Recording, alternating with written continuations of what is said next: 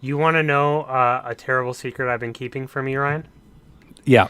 Okay, I actually have not gone to timeanddate.com for like a good 4 episodes now. And I just go off your lips, and I'm like, 5, 4, 3, 2, 1, go. And, Ryan's really upset. I give you one job and spend countless hours and days procuring equipment and troubleshooting everything with you. And all I ask is that you use that pea-sized little brain of yours to go to a website and count down from 5. And even that is too much to ask from you. I'm sorry. Do you realize you're speaking to a Botchford recipient right now?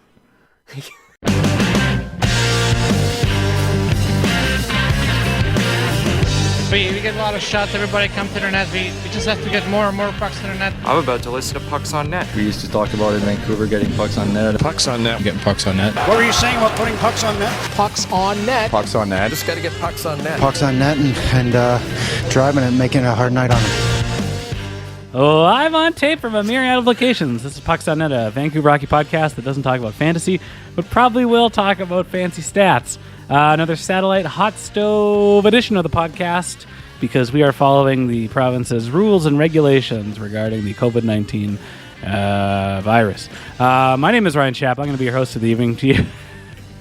As Arash tells me to hang loose. My name is Ryan Schapp. I'm going to be your host of the evening, coming to you from my West End studio apartment, a stone's throw away from Pump Jack. And if you head east to East Van, to the House of Greed, you have the runner-up in the 2021 Pucks on It Fantasy Hockey League, general manager of the Jason Spezza Lovers. Geeta, how are you doing? I'm doing okay. I mean, I got Jason Spezza as close as he probably will get to a championship this season. He was on the bench. I was doing some digging, and yeah. He doesn't play every night. I mean, you want to preserve him. That's what we call load management. This is a fancy stats podcast. All right, Kawhi Leonard, relax. I don't feel like playing today. If you head north over the Ironworkers Memorial to the village of Deep Cove, to the Prince of Pomegranate himself, Arash, how are you doing? Are you guys ready to talk about 18-year-olds for the next 2 months and potentially where we can pick said 18-year-olds? Because I am. No, I want to talk about the World Championships first. Well, shit.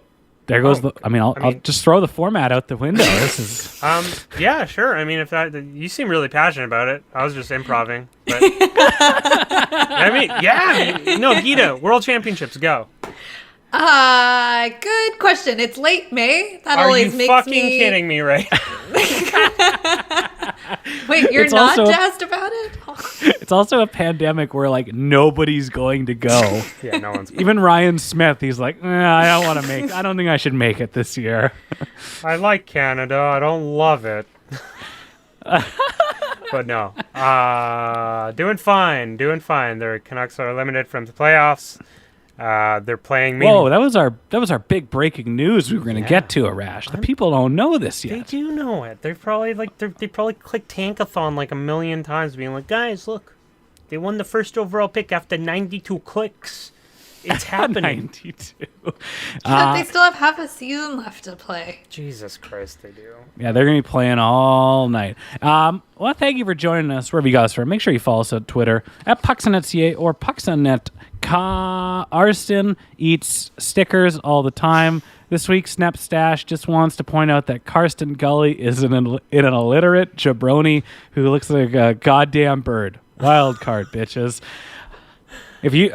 Snap Stash has one more week after this of owning the rights to the Pucks on Net cost. So if you want to get in your personal messages, if you want to propose to that special little sweetheart through a podcast. If you want to tell everybody how you really feel about your arch nemesis. $10 Canadian will do it. Well, unless 10 American. Let's not get crazy here. We got to pay the bills. And if you do want to support the show monetarily, you can head on over to patreon.com/pucksonnet where you can pledge a couple of bucks. Couple of dollars, please. And we have a new Patreon backer this week. And I'm just going to say that I'm carrying the load of not necessarily shaming, but just needling like a used car salesman, or I'm selling camcorders at Visions in the 90s. And I somehow, after doing work for us for free, tricked my sister into becoming a Patreon backer. Whoa. I wouldn't call it you tricked her. She's donating money to one particular host. My favorite shop. Blood has nothing to do with it. It's entirely support.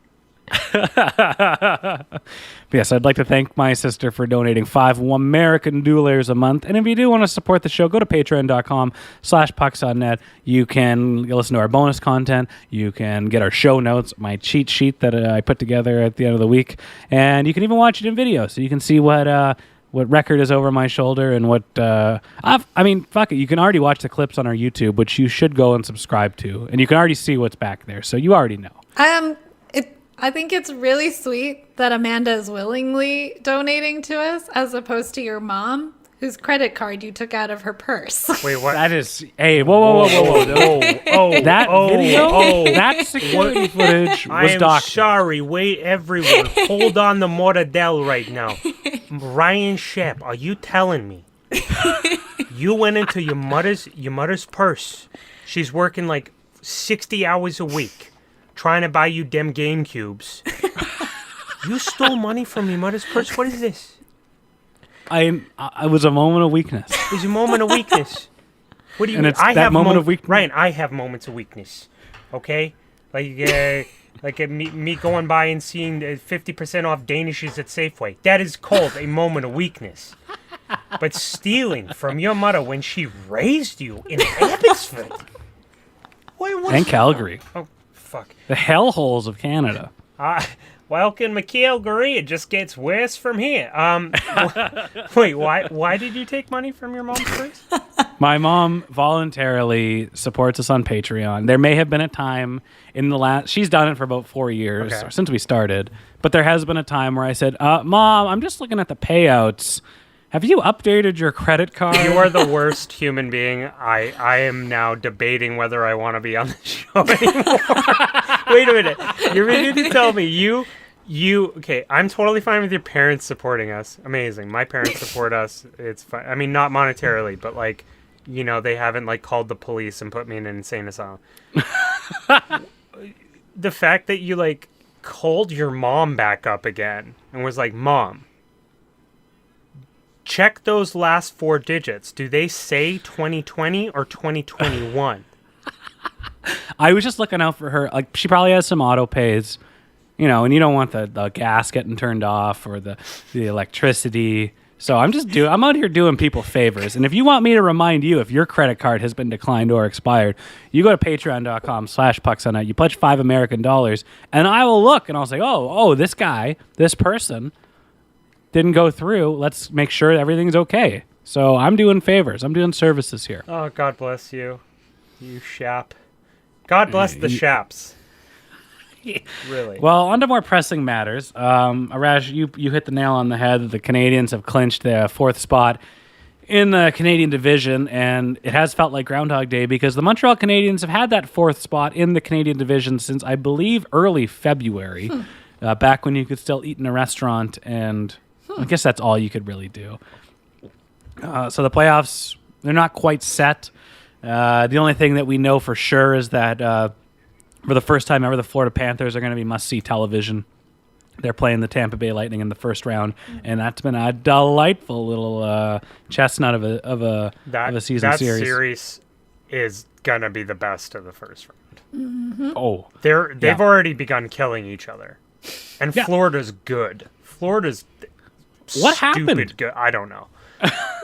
They have like the death pieces and the UFA signings they had in the offseason, but then they went and got Sam Bennett, and there's that crazy stat line with Sam Bennett where I think out of any Panthers player ever, he has the most points through 10 games.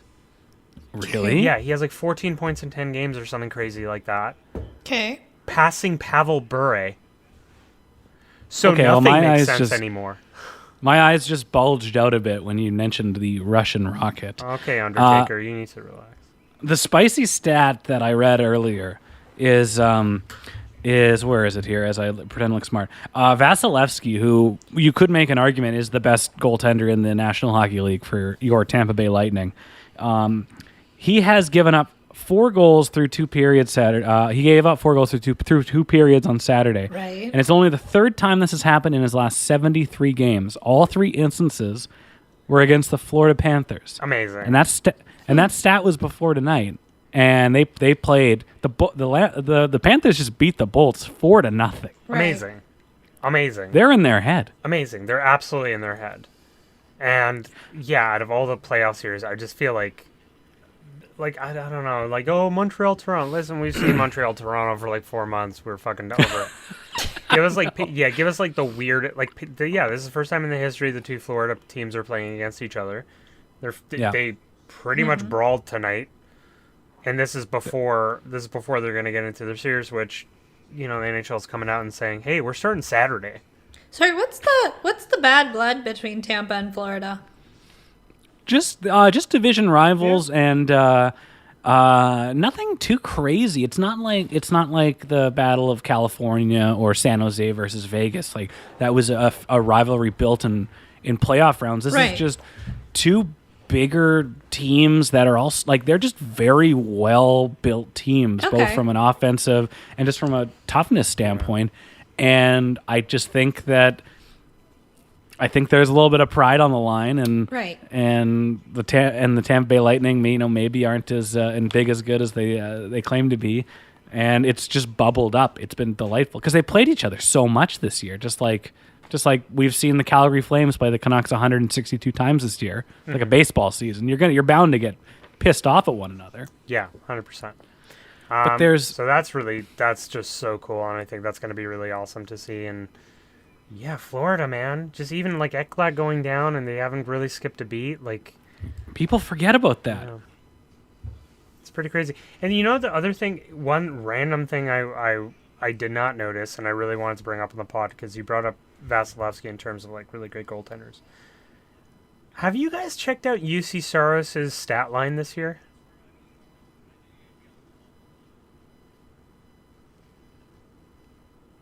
Is it really bad? No. It's freakishly okay. I did not realize, maybe because I don't watch a lot of Nashville, or I just assumed that Nashville is kind of going through the thing and whatever. Guys, check this shit out. Absolutely madness. Okay, UC Saros through 36 games. He's 21-11-1 with 3 shutouts, a 2.28 goals against, and a 927 save percentage. That's pretty wild. Like, was it not just like 3 months ago where we're like, oh, Nashville's just out of it?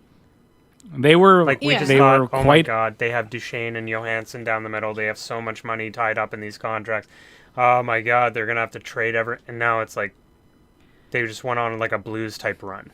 I mean, it just goes to show what happens when you have leadership and management that's like, we're going to go with this decision. This is what we feel about you, and this is what we want you to do, and we're going to be very crystal clear. We wanted to sell you off, but we're not going to, so prove us wrong. For the love of God, prove us wrong. Prove us wrong, children. Oh, I was going to say, kind of at the expense of the Dallas Stars, you went to the finals last year? Essentially, yes, who were supposed to repeat it. Just as Tyler Seguin films his what are those called? That's a new Gen Z term, promo reel or a some sort of video. Sure. I have to go have some pudding. Fan cam. They call them fan cams. Fan cam. It's where like you basically edit your own, for wrestling fans. You edit your own Titantron video, or you're just like your comeback video, like a montage of you being great to a song that's going to amp you up. Yeah, I think that was back in the day. That was called a montage. Yeah, but I mean, they call lots of weird things new, weird, strange millennial Gen Z things. It's a montage to himself. Yeah, you just hope he didn't edit them himself. And then you're like, but then it's Tyler Seguin. He might. I don't know. Tyler Seguin's just, I don't know. He's been injured all year. Maybe he was just like on TikTok too much. I mean, he's got time. He's got time. He manages his own Instagram and his dog's Instagram. Wild. But He yeah. taught himself iMovie, and it's been downhill ever since. Let's head close to home because we are in the midst of a absolutely mean nothing Vancouver Canucks game. They are up 3-1 over the Winnipeg Jets, who are 1-8 in their last 9 games, not doing well, going to limp into the playoffs. But somehow, And play the Edmonton Oilers. yeah, somehow they're not 4th in the Canadian division, which I find a little befuddling. But they are basically limping in with a goalie. The old Montreal Canadiens standby. So we'll see how that works out. But I noticed something right off the bat tonight because I wasn't really paying attention to the game on Saturday. And that's that Jack Rathbone is so confident in his abilities that he has shed his camp number. Much like a snake sheds his dead skin, he went and got Kevin BX's number 3, and he is now a staple on the Vancouver Canucks blue line from here on out. Oh, what was he wearing like last week? Oh, NASCAR number 78 or something. Oh, okay. Good for him. Yeah, get the confidence. Get that good number. Get that small number. Arash, have you watched any of our pal? Have you entered the bone zone at all watching Dude, Jack I Rathbone? am the bone zone. I am so boned to the bone zone that there is no zone that my bone cannot enter. God damn it. Just trying to figure out if I need to put an edit point there. No, it's Hey, fine. just a disclaimer. No, you just have to be just a disclaimer. Like You are now entering the bone zone. this podcast Arash. is not always safe for work. Arash, on a scale of Niles Hoglander to Cole Lind, one being astronomical, the other one being like, okay, well, he's a pretty good AHL player. Where do you fall with Jack Rathbone? So there's these moments where like, so he scores his first goal, and he gets that on the stat sheet, and that's great.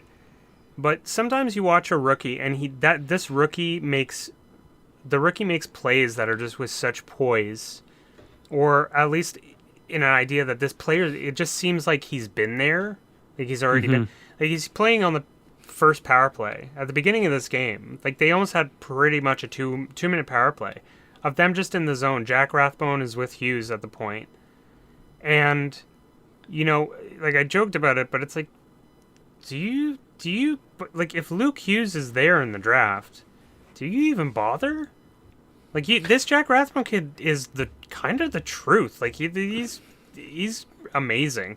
Like he was playing PD spot on the power play, I'm pretty sure. Yeah. And yeah, just fluid skater, like poise. Like he stared down McDavid and Draisaitl in his debut game. I don't know if you guys saw that. There's that 2-on-1. And he's just like there. He's like, okay, 2 of the leading scorers in the NHL together. All right. Here comes the blitzkrieg. Here I am. If this was Eric Gabranson, love Eric Gabranson, handsome, loving human being, great. But if this was Eric Gabranson, he would have been like, fuck it, I'm going to Denny's. He would have just skated forward, like, all right. I know. Good luck, Thatch. Yeah, and I think it's really awesome now that we get to kind of see just a couple of these developing pieces that have been happening in Utica. But now that you look at next year, okay, so Edler's taken a step back. Rathbone's many steps. Well, many steps. I mean, could you? I think the biggest issue with Alex Edler right now is like he's still being played. He's given so much ice time. Like if he comes back on a 1-year, $1 million, you stick him on the third pair. He doesn't play power play anymore. But if you say, hey, penalty kill, we'll spot start you from here and there or whatever. Yeah, fine, whatever. He comes back. It's Alex Edler. You're gonna, unless he's a complete tire fire where you feel bad watching him play, then yeah, he can find a spot as a veteran presence in your room. No, but he's still regarded in the same way he probably was if it was 2012. Is he though? Isn't he though? This team on this team. I feel like he should be good. Yeah. But he's not the best, And but he's reliable, and but he's not. been that player every year. You know what it was? It's like You aren't wrong. That's very astute. Yeah. Just even when you want him to be a grizzled vet and just contribute a little bit, he's still just that one or two notches below that. This is the thing, is that, someone like Travis, and Travis has been here for 3 years, and, I don't think that it's necessarily a thing of them viewing Edler as still that person, but it's more like Travis is given the players he's given. Yeah. And if Alex Edler is the only piece that you have to play those certain roles, like you're not going to put Hughes on the first penalty kill. You're not going to tell him, okay, we're going to have you block shots and get your face real dirty and play for. It's not. And yeah, Hamonic is here and everything. So I just think it's the cards that Travis has dealt, and this is what he has. He's going to give Edler ice time because Edler's not falling over his face, but he's taken a step or two back now. It's very, very clearly evident as he's getting older. But as I was talking about, you see Rathbone now, you have Hughes, you have Schmidt, you have Myers, Olli Levy. Yeah, I guess he just needs more time. Just let him. You just need to let him. Yeah, you just need to let him play at this point. Like he's a product of Jimbo. He just needs more time. Well, he does 2 more years. Yeah, Geeta, with this butterfly coming out of the cocoon that is Jack Rathbone through a handful of mean nothing games. Right. Does this give any more job security to Jim Benning? No, it shouldn't. That would be so bad on so many higher up levels. If you're like, oh look, another person just maybe. It's also like such a small sample size. Not saying that he's not going to be good. That's not what I'm saying at all. Mm-hmm. I'm like that shouldn't buy a manager that's bungled so much more time. To bungle more. Yeah. And also, I just want to make it clear, like Rathbone wasn't a Jim Benning find. If you go back to the draft videos from Rathbone's year, are you checking the receipts, buddy? This is why you got me on the pod. Is because my mind keeps these pieces of information for times like this. Mm-hmm. When they're at the draft table, it's Judd Brackett and John Weisbrod. Rathbone, Jack Rathbone. Yeah. Is that what you said? Yeah, if Jack Rathbone's there. Vancouver selects from Windsor, Michael DiPietro. Congratulations. Thank you. I appreciate it. Happy to have you. Thank you. Yeah, Rathbone's an elite skater. Take it. And he can hammer the puck. Vancouver selects from the Dexter School, Jack Rathbone. Hey, Jack. Jim Benning. Nice to meet you. And Jim is just straight up asking about, he's asking about Rathbone, and then Weisbrod's like, oh, he's got a good shot, he's got this, that. Like the same thing with Gadjevich. When they brought up Gadjevich, he's like, oh, is he tough too? Like Jim's asking these questions. Yeah. So part of my mind is like, okay, he has the say in the first pick, but everything after is like a groupthink mentality, and a lot of it is like Weisbrod. Like, as much as people talk about Quinn Hughes, there is an attachment with Quinn Hughes to the Weisbrod, or the Hughes family to the Weisbrod family. Yeah. So as much as I'd like to think that John Weisbrod saw Quinn Hughes and was like, whoa, yeah, he's great, in my head, Judd saw, like in my fantasy head, Judd saw that. Judd saw how great Quinn was. And John Weisbrod saw, oh my God, family friend. Right. I know this kid. This family's good. Like that way of thinking. Arash, in your mind, Judd goes, oh, you gotta get this Quinn Hughes guy. And John Weisbrod is like, that guy, I've known that kid forever. He's not very good. And it's like, no, look at him. And then it's like when the nerd and She's All That takes her hair out of the ponytail. It takes the glasses off, and all of a sudden, I see it now. I haven't seen this whole time. I think it was more like Judd said, yeah, draft this Quinn Hughes kid. And John Weisbrod, without taking his play into consideration, was like, yeah, no, pick him. Oh, yeah, good. Yeah, he's a Hughes. He's really... And, sometimes you're like, you can fall on your face and stuff like that. But that's what I remember, and that's what I took out of it from the cadence of what they were talking about.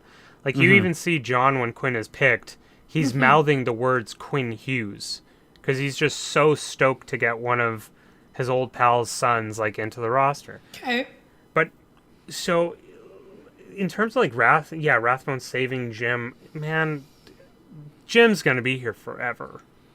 Like, at this point... He's essential, baby. Dude, he isn't... Oh, God, Ryan, don't bring up the essential worker thing. Hey, guys, if you're listening, please don't take photos of people in public without their consent. Just don't do it. Or just don't post them with an aha gotcha mentality. Yeah, don't. Also, like, he's buying, like, apples and tomatoes and shit. Respect his fucking privacy. God damn it. If he was, like, kicking a dog... Probably Roma. You think Roma? I think big old field tomatoes. Oh, yeah, such good shit. Arash, what's your pick for Jim Benning's tomato of choice? Man, I don't know. I don't know that many types of tomatoes, Ryan. This is a Monday. You're making my pick. That's the photo we're looking for.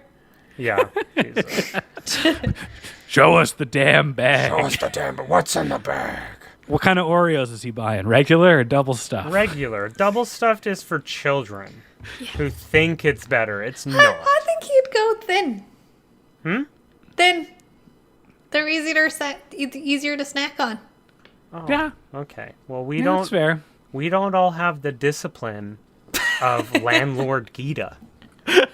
Okay, some of us enjoy regular Oreos because we don't want this country to change. Sorry, not all of us are princes who need to be hand-fed our Oreos. Excuse me, where are my Oreos? Is this 2% or... Oh, 2% milk. Do I look like a heathen? Why would you bring me this glass? I don't understand. Yeah, but so they're out of the playoffs. But a lot of people. One thing I really wanted to talk about real quick was, there's this discussion of, is this the worst Canucks season ever? And if you asked me last week, I'd say yes. Okay, but this is the main difference between those like the 98-99 Keenan season or like the 16-17 Willie D years. This season is one of the worst for all other reasons beyond like typical Keenan bullshit. If I'm making sense, like the Mike Keenan era was just drama. The team was terrible. Everyone hated being on it. The storylines were awful because it was caused by the people in the organization. Not saying that this year doesn't have that, but this is like every night they won tonight.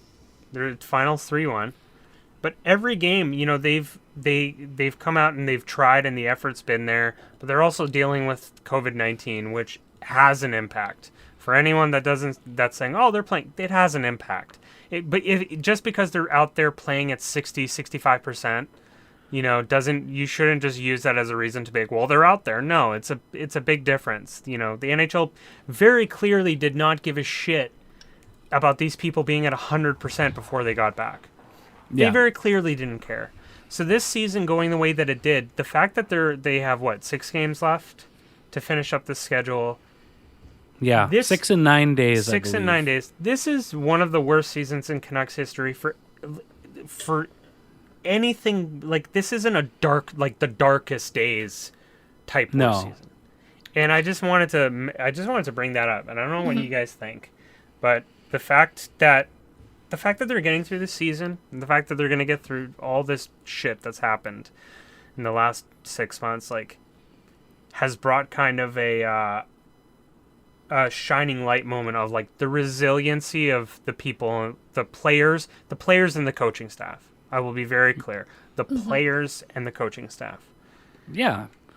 You developed I don't know. You developed a bond with the players and the coaching staff through horrible, difficult situations and horrible ups, and the highs were high, but a lot of lows that were just out of their control. And it's not like you don't watch this team and turn it on and instantly resent them. No. Yeah, no. It's a talented team that you like and you want to be successful, but No, you feel sorry for them. yeah.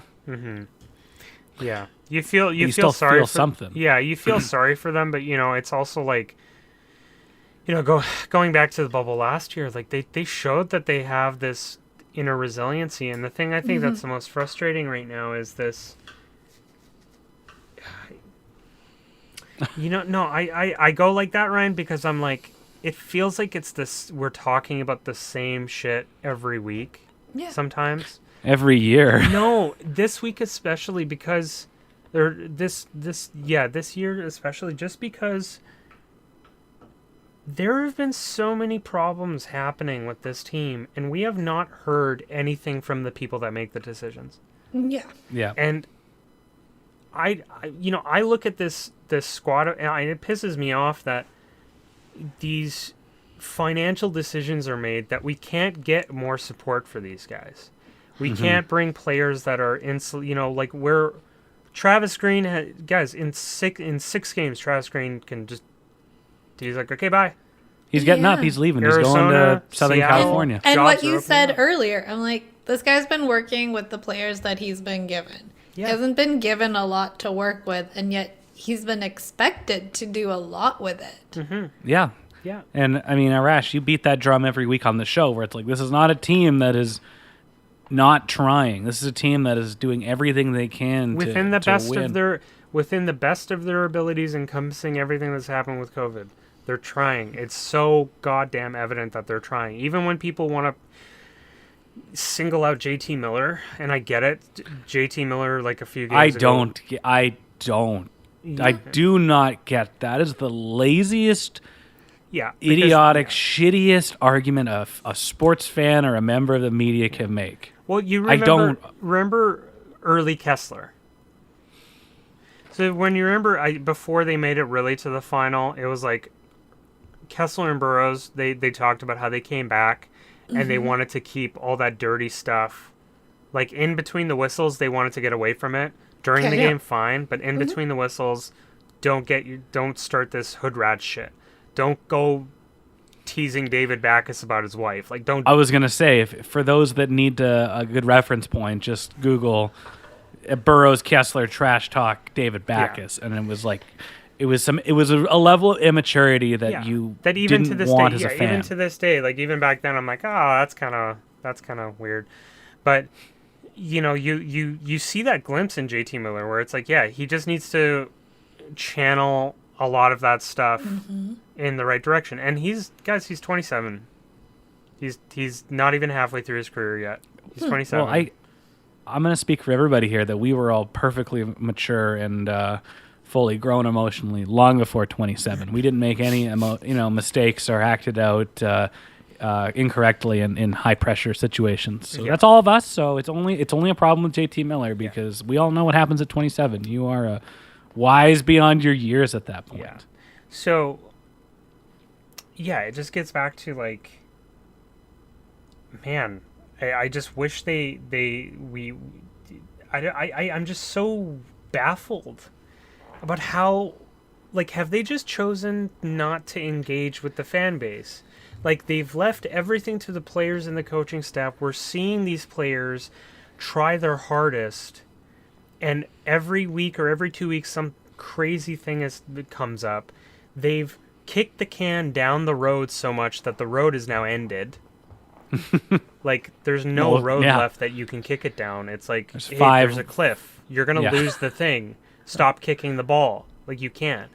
And so, and to people that, I try to be an optimist, but to people that want to defend what's happening right now and not look at it and not look at the evidence in front of us in terms of all kind of the negative stuff that's happening, it just baffles me. It just baffles me that I feel, like Geeta said, I feel so bad for these guys. And you should be baffled, because if this was any other sort of organization and that's the kind of leadership that was exhibited by management and ownership, like, why would you expect nothing else but your employees' morale to be low? Yeah.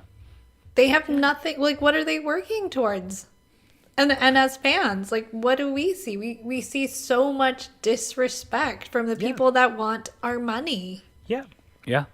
Yeah. In a completely different way that, in the previous regime, we'd be like, oh, well, it's an elitist organization and they take the fans for granted because they know they'll sell it out. And now you're getting an entirely different type of jaded, out of touch response. But I mean, as a fan sitting here, like, I'm wondering what's going to happen on May 20th. Like, is there going to be a bunch of independent statements come out saying Travis Green has parted ways with the Canucks and Ian Clark and this and that? Like, we're just kind of waiting. Like, there's a big shoe to drop, and we don't know how it's going to drop. And that's strictly from a coaching standpoint at this time, because there are still deals that need to be made, and we realized today that there's only one offer sheet that we got to worry about, and that's Elias Pettersson. But Quinn Hughes falls into the Brock Besser category. But like, there's still you're gonna get multiple storylines. You're gonna get the coach's side of something that says, we've amicably decided to part ways, and you're going to get something out of the Canucks that say, we have chosen not to re-sign him. Yeah, we're the ones doing the breaking up. Yeah. Yeah. We're the ones, no, you don't break up with me. I break up with you. And, like, you can count on it. Yeah. Yeah. And guys, to take it one step further, and Geeta, you nailed it so on the head. It feels like it's the players, the coaches, and the fans all in one corner. Yeah. And it's management and ownership in the other. Mm-hmm. And this summer in terms of hockey storylines, like I was talking about to Ryan, like, it's Eichel, it's Seth Jones, it's Petey, it's Quinn, it's the expansion draft, it's free agency, it's the draft itself. Like, there's so many encompassing things that can happen. Mm-hmm. But depending on what they choose to do, like, do they just go and give Trent Cull, they bring out from Utica, and they're like, here's a, and here's a little bit of money there. Well, Trent. Depending on what they do in the summer, going into next season, and hopefully this pandemic is in a contained enough idea that we can have fans back in the stands. I think a lot of people are hoping for that, because that's why they just bought the Abbotsford Canucks. Yeah. Guys, I'm telling you, there's a bubble. There's a bubble of apathy. There's a really big bubble. That if they don't get ahead of this somehow, and so many of these problems would be fixed if they just came out and taught, and maybe not even like a president of hockey ops, like we talk about, fucking even Jim. Just tell Jim to come out and just like be like, hey, I know sometimes when Jim talks, we're like, oh God, no, don't say that. Listen to Arash. We want him to talk now. Forget about last week when we didn't want him to talk. Now we want. I would love it. I would love it if Jim had like a prepared statement. Instead of Jim being asked questions. You don't want him riffing? Riffing Jim is the most dangerous Jim. Because you don't know where you're going to get. Bless his heart. He's live without a net, baby. Yeah, he's what is it, free? Who are the people that like free solo? They're the ones that like climb the rock without any like harnesses and stuff. Jim's just out here being like, oh yeah, we kind of ran out of time. Whoa! I just feel like, man, you saw it with that stupid firebending banner, but I'm saying, like, they need to come out and someone needs to take a little bit of this pressure. They need to come out and be like, hey, we have a bit of a plan. This is why you haven't heard about Travis. This is why you haven't heard about Ian. We've been working on the iPod Nano. Trust me, guys, it's going to be great. I mean, I hate to spoil their plan, but the reason everybody's been so quiet about the coaching staff in this town is because of exactly what happened today, or that is yet to be announced. But Rod Brendamore, who is likely going to win the Jack Adams, who's the coach of one of the best teams in the NHL, if not the best right now, just re-signed a deal for under market value for like $1.8 million as the very confirmed yet unconfirmed amount. Yeah. Okay. And so that just totally shifted what a head coach is worth in this pandemic market. And I hate it's a greasy, shitty tactic, and it's probably going to blow up in their face, but that's exactly what the Aquilinis were waiting for. They struck gold with that taking below market value. And then also Rick Tocchet is leaving Arizona, and now John Tortorella amicably parts ways with Columbus. There is a flood of coaches on the market. There's a huge list of them. Like Gerard Gallant is still out there. Like, Bruce Boudreau, even. And you have a lot of coaches that are more accomplished with a much more proven track record than Travis Green, and there are that many more job opportunities. And it's like that. I don't want to give them any praise because I don't like how much disrespect I think they've shown him and letting him be that as everybody loves to say lame duck. But I'm like, they're getting exactly what they want. But why would even if he chooses to walk, why would a more prominent coach even entertain the idea of coaching in Vancouver when you look at like the complement of players you have in front of you? There's no cap space, so they're not going to acquire you any stars. You're just going to make do. So if I was Claude Julien, why would I want this job? Right. Well, besides, your running buddy, your 2011 compadre, your brothers in arms, your ride Jimbo. or die. That was probably the worst, bad name to pull out of the air, but you know what I mean. It's perfect. And you just everybody knows what's going on. This is a very public negotiation tactic, and if there's another team that is going to show their desire to hire you a bit more than what the Canucks have done with Travis Green, you're going to open up to them, and it's working in their favor. They have gotten the advantage in whatever negotiation is left, but you just wonder how much negotiating is left, or if this has all been done for nothing because they're going to walk. It's going to be wild they're going to see. walk. This is like do you really want to be the person that's asked to prom 5 minutes before prom starts? No. You don't want to be that person. You don't want to, in your mind, be like, oh, wow, you window shopped and everyone else told you no, so you came back to me and asked. If you were his agent, what advice would you even give him? Wouldn't you tell him to walk? Travis? Yeah. I would tell him, go. Be like, they're not going to pay you what you're worth. This is like, I think Travis has demonstrated his value not only in the room, but to everyone around the NHL, that not only through how consistent the effort has been with the team, but like the press interviews as well. Of how this coach can go and deal with the press. That's huge. He can deal with the press without igniting any fires. And that's massive. That's That's what he's been doing. That's what ownership and management should be doing, in terms of like coming in without, doing like the fucking holding a margarita and coming every 3 months and being like, hey kids, how you doing? I got you a puka shell necklace. Boy, they make those margaritas strong up in the GM box. You kids ever watch? I saw it on the flight over Inception. Crazy.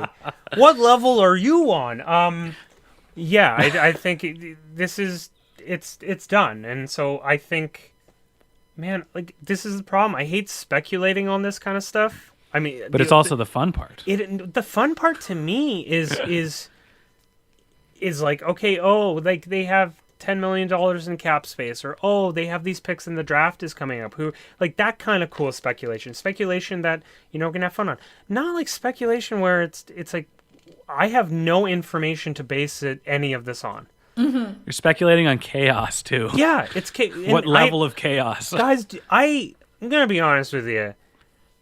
As fun as Chaos Arash is, it is exhausting being this version of me. Geeta, can you just tell me everything's gonna be okay? Arash, big group hug. It's going to be okay. next season? Is next season starting in October? That's really quick. Allegedly, yes, that is the plan. I don't foresee. I mean, it's going to be better than this season because we'll have forgotten this season. Yeah. But there's just so much stuff that they have to. That's going to happen, and stuff. It's just that they have to do. it's not the on ice stuff. It's the off ice stuff. They really need to work on themselves. Yeah. They need to work on trust and communication and prioritizing and delegating and like team building. Yeah. They need to answer. They need to. Oh my God, I'm so tired. But it's like they need to answer for this stuff. There's too many questions. Like why did you leave PD and Hughes for this long? Why? Like if you at least with Torts, are we gonna have a thing with Travis at the final game of the season where players are going to give him a hug and be like, thank you for everything? What the fuck is going to happen? And then they're going to go into the offseason. They have to deal with cap issues. They have to deal with where they pick in the draft, the fact that they haven't been able to scout. If they don't, re-sign him as a coach, there's no one necessarily holding that team together. They lost all the veteran pieces, and now the one adult in the room is gone. Yeah. That's what I mean. That's it. What does that leave you with Bo Horvat trying to hold the team together? You have to rebuild that team. It's Alex Edler on a 5-year deal. That's why you got to re-sign him. Why you got to He's the glue. He's now the coach. Alex Edler is the babysitter. Let's steer away from the Canucks because there is a lot of. I mean, we're not going to say that the Canucks are the only team with problems right now because if you head east, they've got a rebuild underway with a Jacob Markstrom that's making all the money and a Daryl Sutter who think he kind of knows if he's not going to come back or not, and he's not really looking too pleased about things. But we podcasted last week where all hell broke loose with Tom Wilson and a lack of suspensions, absolute Donnybrook from 1984, and then a wild-eyed statement, and then the insane owner of the New York Rangers deciding to fire John Davidson as president and Jeff Gorton, who if you polled anybody in the league, eye testers, analytic boys, Leafs fans who love a good proper rebuild, what they were doing with their rebuild was literally textbook perfect. Everything was going according to plan. They traded Derek Brassard and got Mika Zibanejad back. Guys, I can't even... And then James Dolan, fucking the jazz man himself, the man who kicked out a Knicks legend from Madison Square Garden and also banned Spike Lee. The Knicks one fan. The Knicks only fan. So yeah, he came in and he's like, "No, I have to save the New York Rangers."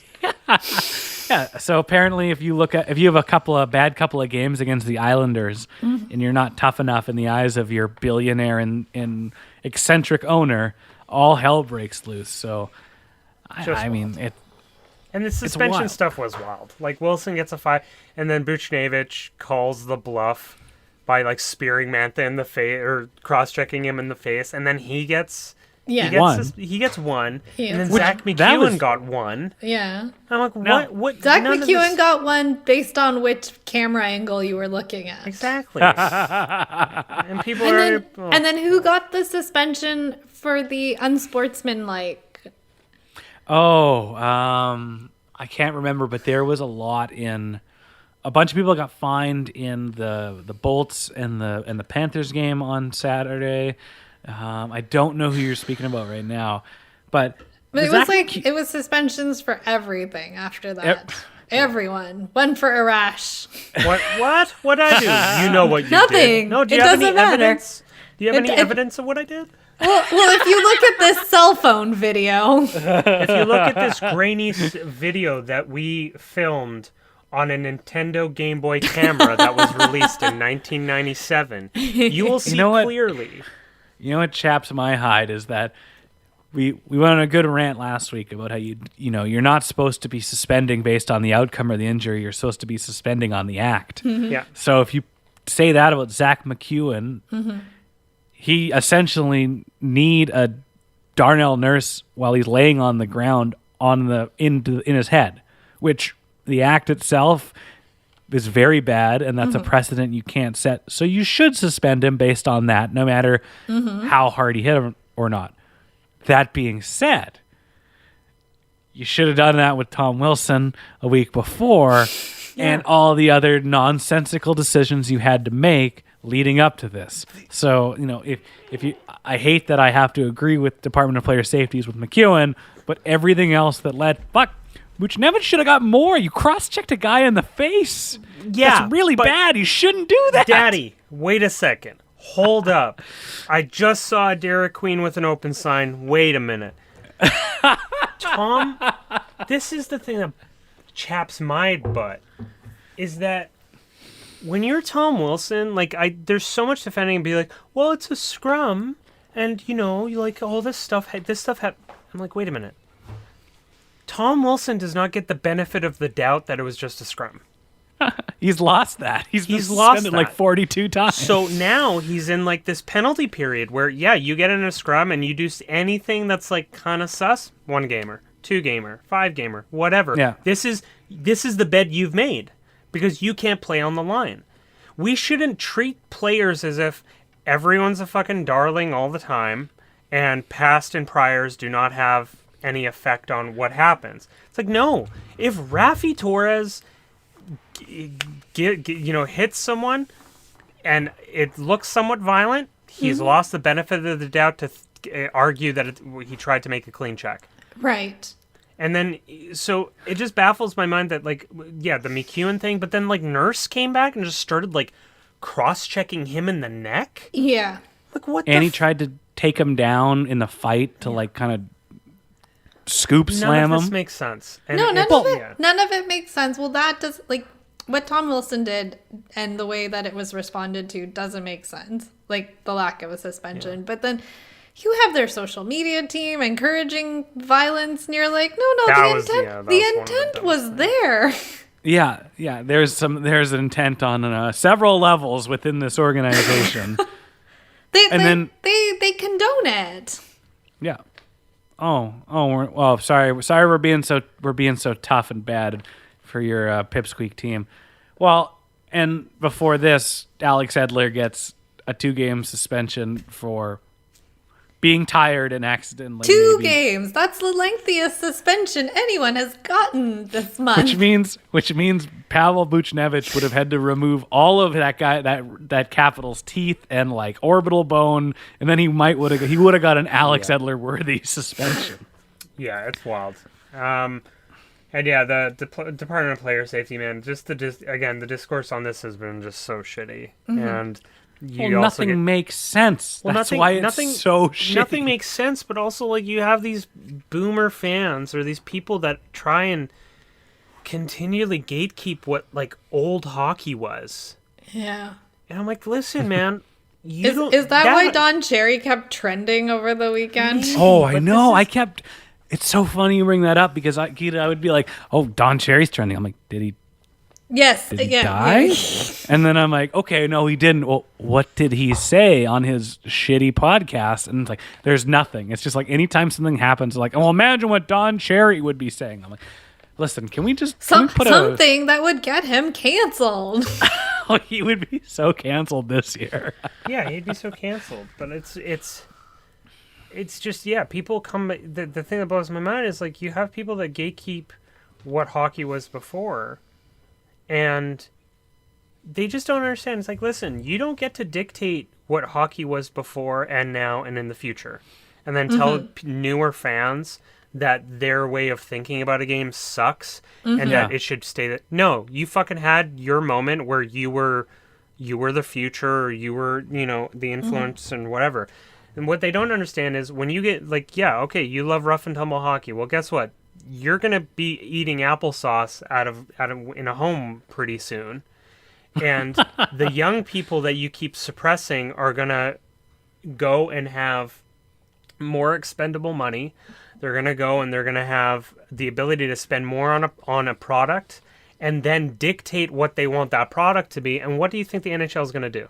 Is the NHL going to be like, no, actually, we want to keep giving people concussions? They're going to be like, where's the money at? Oh, it's the young kids. They bowed down to the money. They bow down to the money. So when you're there sipping on your apple dip and watching fucking Shawshank Redemption in Spanish because one of the carekeepers lost the English version, but at this point you just don't even care. It's just like, you've seen it enough times, you know. Oh, hablo inglés, Andy Dufresne. It's like what you're just doing whatever the fuck you want.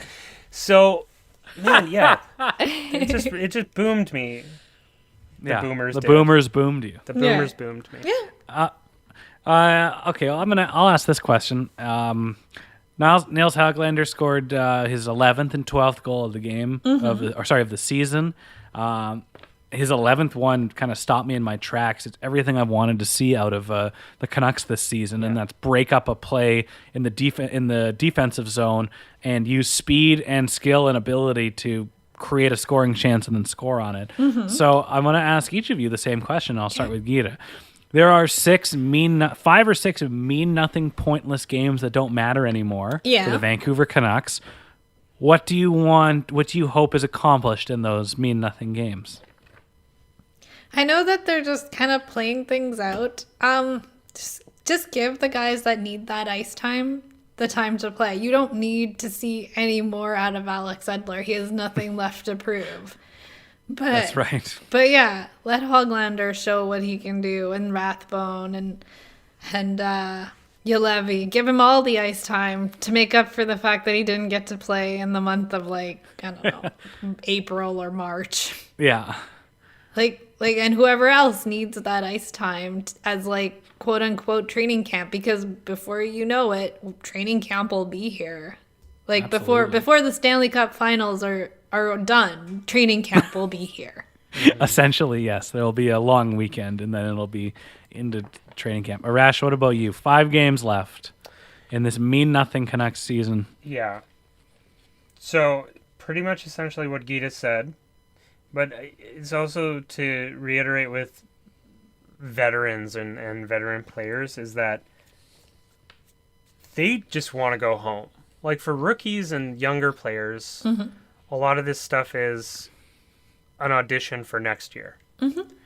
So, listen, JT Miller knows he's not gonna start on the 4th line next year. Okay, Quinn Hughes knows, Nate Schmidt knows, Tyler Myers knows, Brock Besser knows, Tanner Pearson knows, whatever. The best thing for them to do is what they've been doing. They brought up Gadjevich, they brought up Will Lockwood, they brought up Cole Lind, Rathbone's getting minutes. I don't know, Brogan Rafferty, if you want to give him a shot. He had a crazy AHL year last year. Give the kids the minutes. Give them the opportunity to just go out there and play and show what they have. None of these points outside of draft rankings really matter anymore in draft positions. Is there anything more Canucks than them being eliminated from the playoffs and going on a winning streak right now? No, there wouldn't be. Absolutely not. And I'm not. I'm not saying team tank, but in the back of your head, you're like, okay, this is literally kind of the only thing to gain, beside losing pride, and losing pride is not something that athletes really love giving up. It's not something it's really hard to gain pride, and it's really easy to lose it. So, for the next little bit, that's what I hope happens, and there's just a clusterfuck coming. But I will say, guys, I'm so proud of this team. I'm so proud of those guys. Getting through what they've gone through. Niels Hoglander's been this revelation. He's 20 years old. He's such a good, beautiful, bright future ahead of him. Vasily Podkolzin is coming. So on the player and the coaching staff's standby of that side of that, man, hell yes to these guys. Hell yes for showing their character. It's everything from now. It's the players did their part. Okay, other guys that have been gone for most of the year, what do you? It's your turn now. It's time now. It's time on the clock. And what are you gonna do? What are you gonna do to give back to these players that you have on this team? What are you gonna do to give back to the fans that have had to answer their own questions about what's been happening and sit like you, the three of us, having to sit here and speculate, like crazy speculate. I bring up the Pedersen thing because I'm like, the Pedersen offer sheet thing because I'm like, no one's home to answer the call to tell Gary no. No one's there to fax Gary the thing that says, yeah, we'll match it. There's no one. Like, what the hell? So now you're just, you have no backup, you have no support, and it's a time now to just prepare. Just prepare for the next few months, guys. Rash, you sounded emotionally exhausted in that last segment. I'm pretty emotionally exhausted. I really am. Like, gee, I don't understand. Like, it just baffles me. It baffles me. Like I talked about it. This is an $800 million sports franchise. Yeah. And these players have worked their ass off for you. And on the subject of those players that work their ass off, I'm hoping in these last 5 or 6 games that it is just stat padding. And the players that had very good years that maybe it didn't show for part of this, the JT Millers or your Bo Horvats, I'd like to see them all get to 20 goals. Yeah. Because when you look at this season, you're going to look at, or your casual fan's going to hockey DB these guys, like, they didn't play that good. It's like, no. Pad those stats and show the effort that you put in this year so that you can't draw those, draw up those easy narratives. You see, there's no person on this team that's like Quinn, I think, is the worst at like minus 20-ish, somewhere around there. There's 4 players in over 0 in the plus minus. Yeah, so there's no players that are like minus 50. Right. This isn't one of those seasons. Like, they've been trying hard. They did have those stretch of games when they got back from COVID where they got back from COVID, sorry. At the beginning of the year where they got torched. Yeah. Like, torched. Absolutely blitzed. They got Toffolied. They got Toffoli with the fucking hand of God just coming and just totally doing that. Right. Yeah, man, it's going to be exhausting. It's going to be exhausting these next few months going into next year. And if they don't figure this shit out next year, day one, when those doors open at Rogers Arena and they have people in the stands, this fan base has been preparing for a really long time to like come, because no one's coming to the defense of the players, but the fans will. Yeah. The fans absolutely will. They won't be chanting, they won't be booing the players off the ice. They'll be chanting other shit. Right. You have They'll to be throwing their Adam Gaudette jerseys on the ice. Yeah, throwing Gaudette jerseys they got Markstrom jerseys. They got Tyler Toffoli jerseys. Yeah. They got Jordy Ben jerseys, and I did see one on Robson Street last week. Wait, a Jordy Ben jersey? Yeah. Was it Jordy Ben? Oh my gosh. It could have been. If I had money, he is a local boy. I would say there is a pretty close relation, either by blood or by marriage. Let's get into some questions here, and we'll wrap up the pod this week. Erica on Instagram asks, with the Canucks' luck, how do you think they'll do in the draft lottery? Geeta, Arash alluded to a 5-game winning streak. 3 and 5. That's fair. Arash, how about you? Draft lottery? Oh, man, if there's ever a year where Gary just goes up and is like, hey, can I see that ball machine for a second? Well, yeah, okay, all right. I'm just going to put this Vancouver ball. It's a special one because I love the mountains so much, and just puts it there. I've been listening to Arash on the podcast, and he's just he's weighing on me emotionally. Wait. The Rangers aren't gonna win it this year because they're in their bad books, right? Oh my god, yeah, that would have been that'll be so funny. You'll know the NHL is not rigged if the Rangers win the first round. You will know that there's no rigging in the draft lottery. Well, Arash, they have no president. Well, they have Chris Drury, but all of a sudden James Dolan is there himself at the draft lottery presentation. James Dolan doesn't show up to Rangers games. No, but he would go there just to evil eye Gary Bettman at the draft lottery announcement. Crazy. Yeah. Well, hopefully they do well in the draft lottery because they have all their picks this year. So not only is that a high first, but keep in mind that's a high second, that's a high third, etc., etc., etc. I think they're going to win it because in every opportunity in the last 7 years when we've needed something catastrophic to happen, we've never gotten that. And there's nothing that's going to keep those 2 more years from being a reality than a first overall draft pick. Can't let them go now. Now the rebuild is finally underway. E-Prime on Instagram also asked, all the questions came from Instagram this week. Nobody on Twitter. Thanks, usually, Twitter. Well, it's like a wave pool, and this week it's Instagram. I want to see more questions from both platforms. God damn it! What about Facebook? Do we still get questions there? Yeah, the only question they asked us. Oh, Ryan, do you want to give a joke or do you want me to do it? You can do it.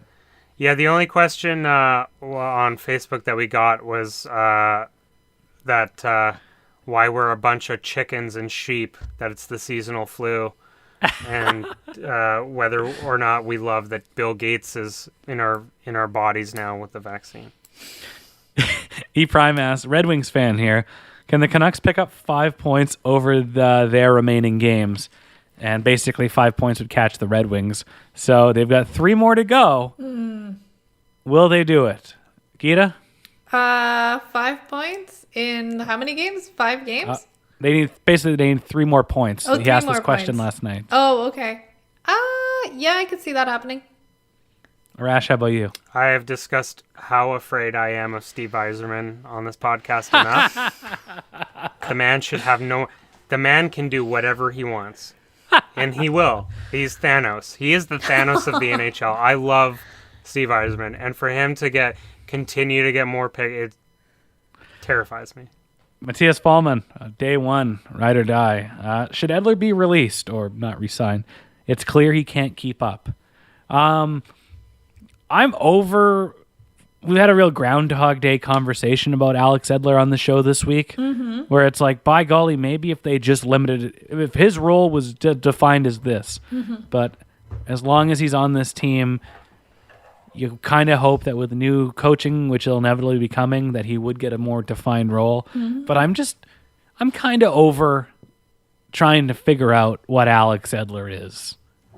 Let him go to Detroit or Tampa, like the storied tradition of all old aging Canucks defensemen. They go and retire in Tampa, and that's the end of it. I think he needs to go somewhere else. Yeah, I wouldn't lose sleep if Alex Edler went somewhere else. I also wouldn't be completely pissed off if he comes back for a 1-year, $1 million deal. If he comes back and he wants, if he's negotiating, this is the thing. If Edler's negotiating the contract and he wants to negotiate how much he's being paid, he wants 2.5 or 3, then it's okay, no, this is not, we're not in this business right now. Here's what you get. We're not in the nostalgia business. We can't be in the nostalgia business. We're not paying for this, and just move on. There's no room for $2.5 million. No, there's not. There really isn't. There's no room for anything. God damn. Well, listen, I'm very excited for about this time next week when we start talking about the Stanley Cup playoffs. Oh, yeah. Games. And the Canucks are still playing. The matinee game. Dude, those games are going to be if every player is not trying to do the Michigan or a between the legs goal or a Datsuk, they're not even playing, they're not even taking shots. They're just okay, just go. There's 3 pucks out there now. How did that happen? Yeah, seriously, just do crazy. I would love it if they both captains met at the center in the ice. They're like, okay, we're gonna play video game hockey. It's just like Pucks on Net fan Mike Noble just going off on a breakaway. Clear cut. He has an empty net. He could score, but he tries to do a spinorama. And it's all right. And we lose. But I mean, if we play that video game hockey, we're finally going to see Alex Edler play in net. So there are some positives. Love it. On that positive, we will wrap up the show this week because it is that time. Once again, I want to thank everybody for joining us, and make sure you follow us on Twitter at PucksNetCA or PucksOnNet Karsten. Eat stickers all the time. This week's Snapstash just wants to point out that Karsten Gully is an illiterate jabroni who looks like a goddamn bird. Wildcard bitches. If you want to buy the naming rights to the Pucks on Net Caw, you can a week after next, and we are always looking to make a quick buck. And we're also trying to make a quick buck over at patreon.com/pucksonnet, where you can pledge a couple of bucks. Please give it. Just send it. Don't send it to us. Send it to the Vancouver Canucks. They need the money. Please. I'm so tired. They are selling everything they can. They are selling reverse retros. They are selling gloves, sticks, pucks, anything you need. But if you go to patreon.com/pucksonnet, you can listen to all our bonus content. You can watch this podcast in video form, and that's hopefully what my sister, our latest backer, my sister Amanda Louise Schapp, is doing. Of course, that $5 goes directly to Geeta, who came up a runner-up in the Pucks on Net Fantasy League. It was close. It was insanely close, and I had a close eye on it all Saturday night, and it was a lot going on. It came down to a San Jose, Arizona game. Oh my God, did your San Jose? Oh, that's great. The other league that I'm in came down to a San Jose, Arizona game as well. Yeah, and I have congratulated our 2021 champion, Michael, in his jerk store. Congratulations, Michael. And he had a great line because former roommate of the show, and I asked him how he wanted his winnings, and he said, "I'd like to donate my winnings to charity, the Pucks on Net charity to be exact. May it be invested in a fantastic microphone you could nickname Mike the Mike," which is exactly what we'll do. So patreon.com/pucksonnet. Help support the show, keep the lights on, and buy our fancy podcast microphone arms and Mike the Mike. And if you don't want, and you also can buy if you want to be a part of our fantasy hockey league in the next season, please donate. Yes, we want your support and for you to join our illustrious league. And you can also buy your Pucks on It merch and your shirts and your crew necks and your mugs at our Spreadshirt store. Our link is in the bio. And if you don't want to give up any of your money because, hey, that is your right and we totally understand that, you can just go to your favorite podcast app, your platform. You can rate and review us. We got a couple new reviews in the Canadian store, which unlocked a bunch of I don't know, I guess the algorithm, there was a jam in the pipe because it's like, oh, you have a new review from June 24th, 2020 in the American iTunes store. And someone gave us a 1-star review because he said we had too much banter. And I was like, was I involved on the pod in June? You were not, but okay, great. Fantastic. Whew. We did 4 months of pandemic shows where there was no hockey to talk about. Of course it was fucking banter, you rube. Americans. Anyway, so go give us a 5-star rating and a positive review. We have a lot of American listeners, arguably more than half, and I do respect and admire all of them. Go to Spotify. You can listen, you can follow, you can like us there. You can also share it in your iTunes or your Instagram stories, which I highly recommend. Just do everything you can to help spread the word of the show. Tell a friend, let them know that it's a pretty damn good show this week. And I'm going to reach out to the listeners, and I'm saying I need everybody to help grow the show a little bit because I feel that's what's going to cheer up Arash. Because I felt the Canucks' uncertainty and chaos and poor everything really weighed on him, and I want him happy as a clam, chipper as a chipmunk. And wide-eyed and bushy-tailed next week with joy, optimism, piss and vinegar because he's watching Jeff Carter and the Pittsburgh Penguins and the Florida Panthers living it up. What do you think about that, Arash? Just how hard is it to spend your money in like an intelligent way? Is it really that hard? I mean, I didn't before the age of 27. Yeah. Well, good night, guys.